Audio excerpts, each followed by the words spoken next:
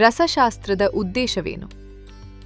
ರಸಶಾಸ್ತ್ರದ ಪ್ರಾಥಮಿಕ ಉದ್ದೇಶ ದೇಹಕ್ಕೆ ಚಿಕಿತ್ಸೆ ನೀಡುವುದು ಮಾತ್ರವಲ್ಲ, ಅದಕ್ಕೂ ಮೀರಿ ದೇಹವನ್ನು ಪುನರ್ಯೌವನಗೊಳಿಸುವುದು, ಅದನ್ನು ಬಲಿಷ್ಠ ಮತ್ತು ರೋಗಮುಕ್ತವಾಗಿಸುವುದು.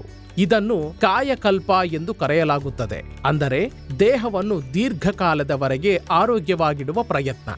ಗಂಭೀರ ಆರೋಗ್ಯ ಸಮಸ್ಯೆಗಳಿಂದ ಬಳಲುತ್ತಿರುವಾಗ ದೇಹವು ತುಂಬಾ ದುರ್ಬಲಗೊಳ್ಳುತ್ತದೆ, ಜೀರ್ಣ ಪ್ರಕ್ರಿಯೆ ನಿಧಾನವಾಗುತ್ತದೆ, ರೋಗ ನಿರೋಧಕ ಶಕ್ತಿ ಕಡಿಮೆಯಾಗುತ್ತದೆ ಮತ್ತು ಖನಿಜಗಳು ಖಾಲಿಯಾಗುತ್ತವೆ. ಅಂತಹ ಸಮಯದಲ್ಲಿ ರಸಗಳು ಅಂದರೆ ಹಣ್ಣಿನ ರಸಗಳು ಸಹಾಯವಾಗಬಹುದು ಎಂದು ಆಯುರ್ವೇದ ಹೇಳುತ್ತದೆ.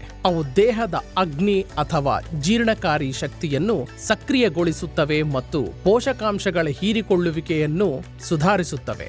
ಅವು ದೇಹದ 3 ದೋಷಗಳಾದ ವಾತ, ಪಿತ್ತ ಮತ್ತು ಕಫವನ್ನು ಸಮತೋಲನಗೊಳಿಸಲು ಸಹಾಯ ಮಾಡುತ್ತವೆ. ಮುಖ್ಯವಾಗಿ ಅವು ಆಯುರ್ವೇದದಲ್ಲಿ ಚೈತನ್ಯವನ್ನು ಹೆಚ್ಚಿಸುತ್ತವೆ ಎಂದು ಬಲವಾಗಿ ನಂಬಲಾಗಿದೆ.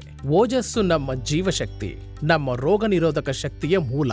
ಓಜಸ್ಸು ಪ್ರಬಲವಾಗಿದ್ದರೆ ದೇಹವು ಯಾವುದೇ ರೋಗದ ವಿರುದ್ಧ ಹೋರಾಡುವ ಶಕ್ತಿಯನ್ನು ಹೊಂದಿರುತ್ತದೆ.